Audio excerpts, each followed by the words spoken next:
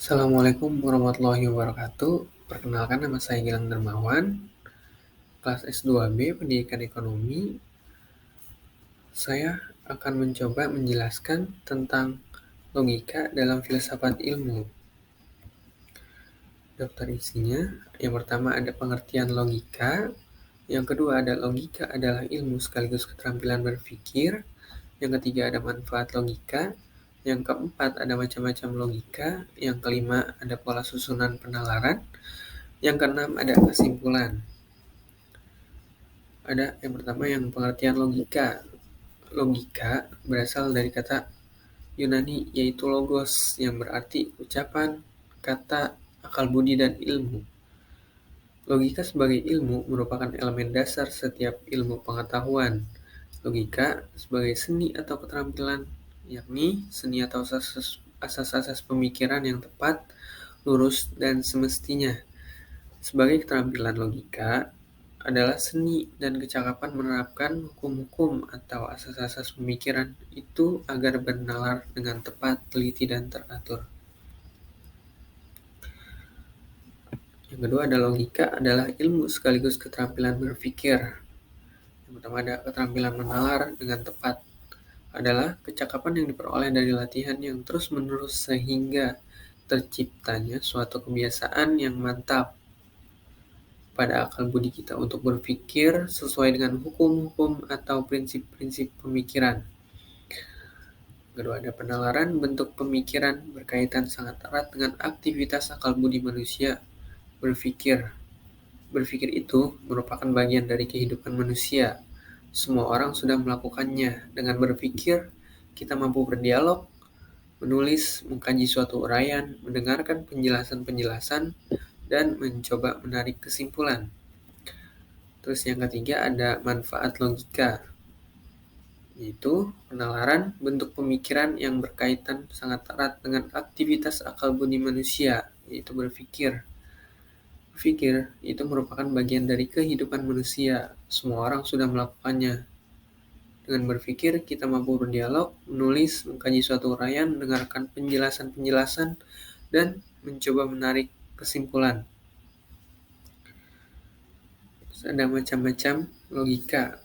Yang pertama ada logika alamiah, yaitu kinerja akal budi manusia yang berpikir secara tepat dan lurus sebelum dipengaruhi oleh keinginan dan kecenderungan subjektifnya. Yang B ada logika kodratiah.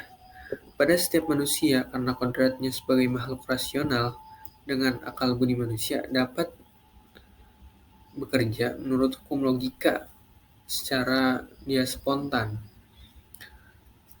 Yang C ada logika ilmiah.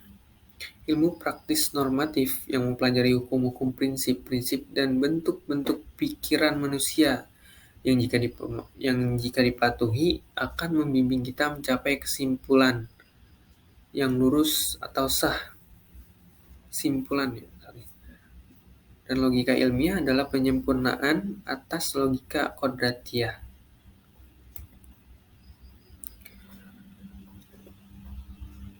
Yang keempat ada pola susunan dan penalaran. Penalaran induktif yaitu proses penarikan kesimpulan yang umum atas dasar pengetahuan tentang kasus-kasus individual, yaitu khusus berkaitan erat dengan pengamatan indrawi. Terus ada penalaran deduktif. Penalaran deduktif yaitu penarikan kesimpulan bertitik tolak dari pernyataan-pernyataan yang bersifat umum kepada kesimpulan yang bersifat khusus menggunakan pola berpikir silogisme. Terus ada proporsi, logika, dan objektivitas. Proporsi adalah pernyataan yang terstruktur untuk mencapai sebuah simpulan. Proporsi dalam logika akan membangun sebuah kebenaran ilmiah. Kebenaran ilmiah yang logis tandai dengan hadirnya objektivitas. Yang terakhir ada kesimpulan. Logika dan filsafat merupakan dua hal yang tidak dapat dipisahkan karena kebenaran suatu filosofis merupakan kebenaran yang kriterianya dilihat berdasarkan logika. Dalam kajian filsafat, logika sebagai salah satu cabang dari filsafat